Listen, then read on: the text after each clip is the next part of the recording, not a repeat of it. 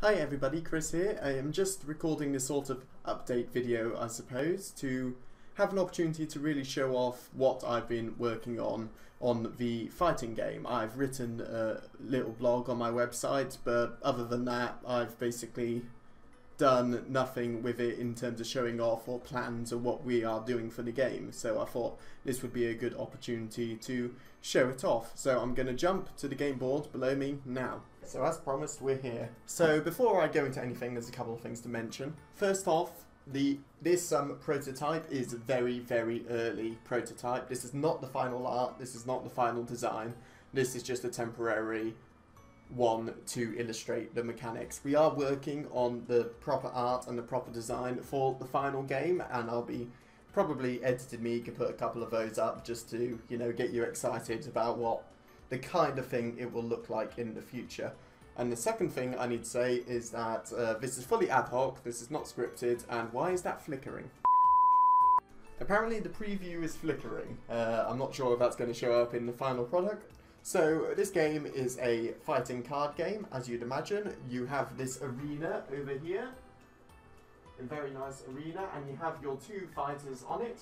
And what you're going to be doing is you're going to be playing skill cards, trying to knock the person off the arena. There you go, knocked off, and you are dead, and you have lost. So how it works is that each player is going to have 6 skill cards that are identical. It's important to point out, this is a no luck game. There's no randomness whatsoever. You know exactly what the other player has on their hand and what they can do. So they have 6 skill cards, which are the same for everyone. And you'll also have 1 skill card, which is going to be for your unique one for your character that you have chosen. Each character has entirely unique abilities, which can cause them to play quite differently.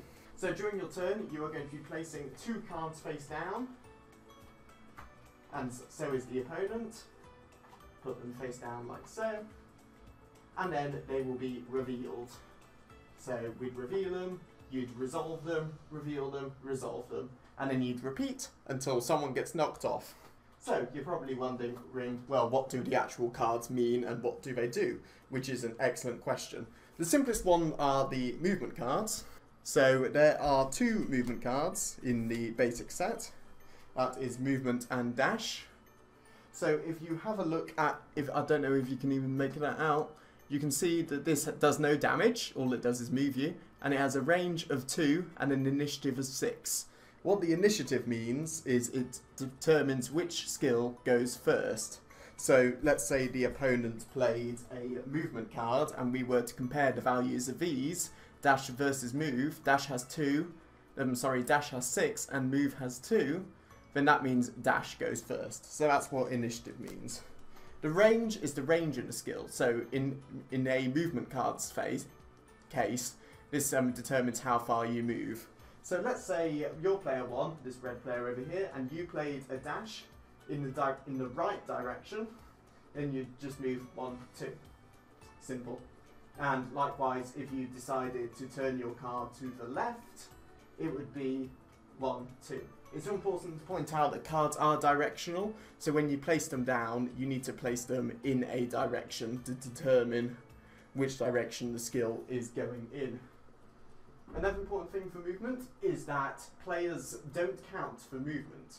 So in this case, if you were to move 2, you would skip over black and go 1, 2.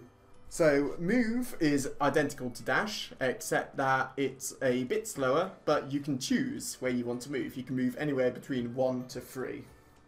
The next card I would like to show off is the punch card. So punch is your bread and butter damage dealer. As you notice in red, it deals 2 damage on a range of 1 to 2, so if they're within 1 or 2 range, then this skill will hit, and it has an initiative of 4. So when someone takes damage, let's say I am red player over here, and I have punched to the right, I'm going to check 1, 2, yep, I have hit them, so my opponent is going to take 2 damage, and in addition to that, they are going to be knocked back 2, 1, 2. You take damage equal to the amount of damage you have at that moment. So if he had already taken 2 damage, and he was punched again, he would take a further 2 damage and go 1, 2, 3, 4. Oh, that's a stretch. So as the game goes on, the more damage accrued, you're going to fly farther every time you're hit. It's very platform fighter-esque. And likewise, another card you have is Strike, which is a big slow attack with low range but does 4 damage. And it can't be countered. We'll get to that in a second. Projectile is a long range, as you can imagine. It only hits things which are free or further away from you. And it deals 1 damage, but however, I don't know if you can read that, whether the autofocus is actually going to come in. Yeah, the strike causes no knockback. So it's just a little projectile that annoys the player, but doesn't actually cause them to die. And finally, there's the single special card in the basic set of 6, the counter. So the counter's a bit special. It doesn't really have an initiative, but when you are hit by a strike, then what happens then is you essentially hit them back within a range of 2. And it's also important to point out the counter doesn't have a direction, you just hit them back. So that's all well and good, but there are a couple of things that more rules that we need to go over. So, what is the autofocus doing? Right, so where was I? There are a couple of more things to point out. You've probably noticed that initiative goes first, but what happens if you have the same initiative? Well, at the beginning of the game, someone will get the edge. So this breaks ties. Oh, I've dropped the edge. The edge breaks ties. So whenever there is a tie, whoever has the edge goes first, and then after the tie is broken, the edge is given to the player.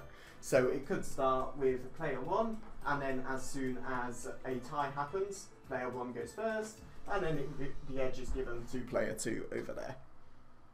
So that's the edge. It's pretty simple, self-explanatory. There is one additional rule. Your strikes can miss and fail.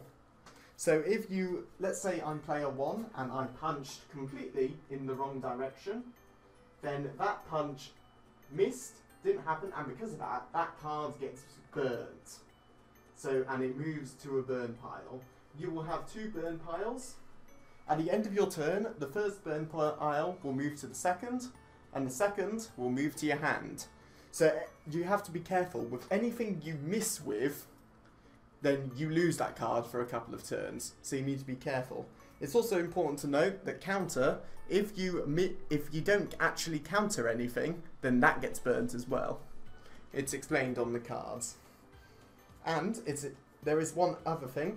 At the very beginning of the turn, before players set down their 2 cards to play for the turn, whoever has the edge burns a card first, and then the other player burns a card. So everyone starts with 1 card in their burn pile after every turn. So you have a general idea of what cards they are going to use. You can kind of suss them out. It gives a bit of information to you about what's in their hand. Hi, Chris here, back with an actual script to keep me sane. I've forgotten to mention that at the beginning of your turn after burning a card, you can choose to give the edge to the opponent to get a card back from your burn pile. That's all. So, essentially what I wanted to make this video was to say, yes, I am alive, yes, I am still working on games and doing things, and this is terrible, and I really hope I save it in the edit. But what I wanted to do was actually start up a Discord and start hopefully hosting tournaments once the final cards are ready, and do a bit of balancing from that, and I would be really ecstatic to start that. But yeah, that's this game. It's Ring Out. It's a fighting game. It's a platform fighting card game. Do what you want with that information. I am so sorry.